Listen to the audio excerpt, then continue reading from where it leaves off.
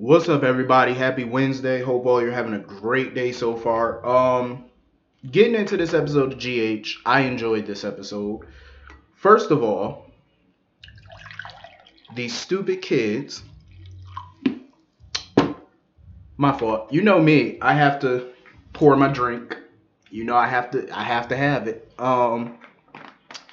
So these stupid children. See, this is what I'm talking about. This is exactly why Carly did not want Jocelyn going to Niagara Falls without parental supervision. This is exactly the reason why. Because number one, you have a sick boy and you have an inexperienced driver. And look what happened. The car broke down. Now Oscar is having a seizure again. This is why Carly wanted them to go with adults. You know what I'm saying? In fear of something like this. I'm pretty sure everything Carly was worried about came true on this trip. And this is what she feared. But of course, Jocelyn and Cameron and Oscar and Trina, they all wanted to be hard-headed. The Port Charles Four wanted to be stupid. Sometimes you could chalk it up to kids being kids, but it's like, see, this is why it's beneficial in a lot of cases to listen to your damn parents when they tell you not to do something, because there's a reason they're telling you not to do it. Just because they don't give you an exact reason Carly even gave her a reason. Carly even told her. Oscar is not that, Cameron is not an experienced driver. She told her this. And look what happened. The car broke down. Oscar's sick. Look what happened. He had a seizure again. This is what I'm talking about. This is why she didn't want them to go without her or Sonny or any other adults. This is why she didn't want her to go just them. She had a feeling something like this would go down. Like, Jocelyn, I hope after this, you would think after what happened in the tunnels and the catacombs and stuff like that, you would think that she would have learned her lesson about defying her parents and doing things behind their back. But of course, she didn't learn. So now this happens. Hopefully she learns from this ordeal. Hopefully. I pray she does learn. I pray, honestly. I hope and I pray that she learns her lesson from this ordeal, seeing as how she didn't learn her lesson last time. Hopefully, I doubt it, but one can hope. So anyway, moving on from that, Jordan has woken up, thank the Lord. She's not totally out of the woods yet. She has to go under dialysis, and they have to find a kidney donor for her. So she's not totally out of the woods yet, but it's a miracle that she actually woke up, because some people were thinking that she was going to be in a coma, which it was looking like. But she was basically being brought up to speed about what happened, who the killer is, and Curtis was bringing her up to speed, and Laura and all them were letting her know what was going down. I have to say this, as sad as it is for me to say this, I have to say this. I feel like after she's out of the woods physically, I do feel like it's time for a new police commissioner. But then again, a new commissioner wouldn't really matter, because the writers have to actually write them to be competent. And it's sad that the writers don't make her competent. Like, it's like, why do y'all write y'all police department to be so stupid? It's like I understand they don't want them to solve a case ultra fast. I get that they want to do it a little slowly, but it's like you're doing it, but you're making it. Here's the thing. You're doing it at the expense of people that we know are intelligent. Like, we know Jordan is not stupid. We know Chase is not stupid. We know these people are not stupid because when Jordan first came on the show, she was a DEA agent working undercover. She was very smart, very bright. She was capable. Once she became police commissioner, all of that went out the door. So we know these people are ultra smart. We know this. So why write them and dumb them completely down? Like, it's just a little ridiculous. It's like, make them smart again. You know what I'm saying? But I don't get it. It's stupid to me. Why would you want your police department to look stupid? Why would you want gangsters and mobsters and all these other people who are not cops solving their cases for them? Why would you do that? It's like, I could see Jason and them helping them on a case, maybe. because you have to use a criminal in order to catch a criminal. I get that aspect of it. It's like that show White Collar that used to be on USA Network where the FBI, they use that white collar criminal to catch other criminals.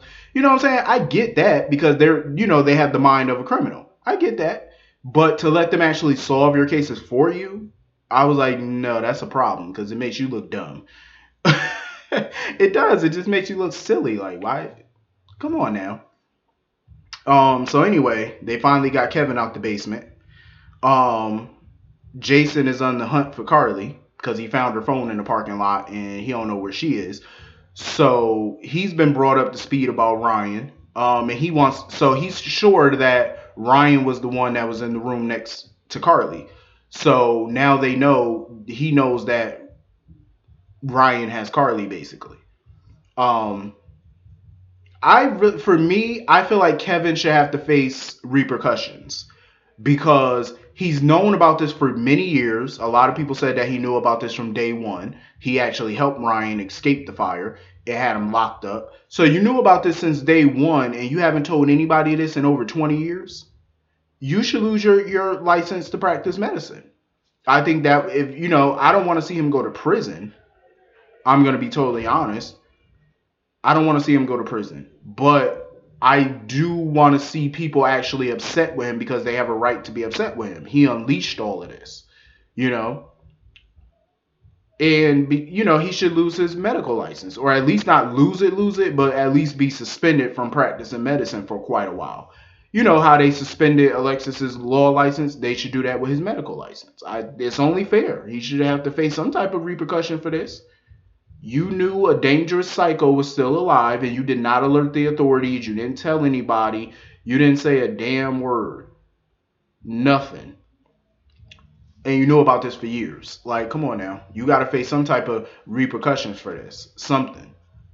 I'm willing to bet Laura is going to be pissed when she finds out about this. I know it. I know she's going to be highly upset when she finds out her husband knew this whole time that her psycho brother-in-law was alive all this time and ain't say shit. Her daughter got stabbed because of it. Kiki died because of it. 2 other people died that we don't care nothing about. People got framed for these assaults and these murders. Um, it's just ridiculous. So anyway, moving on from that. Um, Ryan. Ryan basically wants to travel the world with Ava. He has 2 plane tickets for them to go to Singapore, but he wants to leave Port Charles forever because Ryan knows the walls are closing in on him. He knows he can never go back to Port Charles because he knows everybody know. He know people know. So that's why he don't want to go back there. So he want to take her to Singapore, but Ava, she's not leaving Port Charles without her daughter. But Ryan didn't give a fuck. Ryan was like, well, too bad. This trip should make up for the child that you lost, well, that you killed, and the child that she has to leave behind. I'm like, bruh, a trip to Singapore, you gotta do better than that. I'm just saying. For her to forget about her kids, like, you gotta do much better than that. Judging by the previews, I'm not happy because it looks like what's going down, Ava may not get to confront Ryan about him killing her child, which I would hope that she would be able to confront him because that's going to be some Emmy-worthy shit. I'm just saying. But she may found Carly though, because she popped open that trunk, and I'm pretty sure she's going to find Carly in that trunk. And then Cameron found Ryan, who he believes to be Dr. Collins. So now he's in the crosshair. He's in the line of fire. Freaking Julian, his dumb ass, gonna sit there because Jason had to go to Julian to find out where Carly is, where Ava is. Because if you find Ava, you find Ryan. Hence, you find Carly. So he had to go to Julian. Kim and them told him basically that they went to Niagara Falls or whatever. So Julian decides to call Ava to warn her that Jason is coming or whatever. Julian, put the damn phone down. What you gotta warn her that Jason coming for? He ain't going there to kill her. Even though I wouldn't blame Julian for suspecting that. I mean, it ain't like the Corinthos family has any love lost for the chick. But anyway. So Kim finally found out what the hell was going on with Oscar. So she's going to Niagara Falls. Laura found out where Ava and Ryan are, so she's going with Jason to Niagara Falls. So basically, it's about to be a showdown. It's about to be an adventure. Everybody's going to Niagara Falls.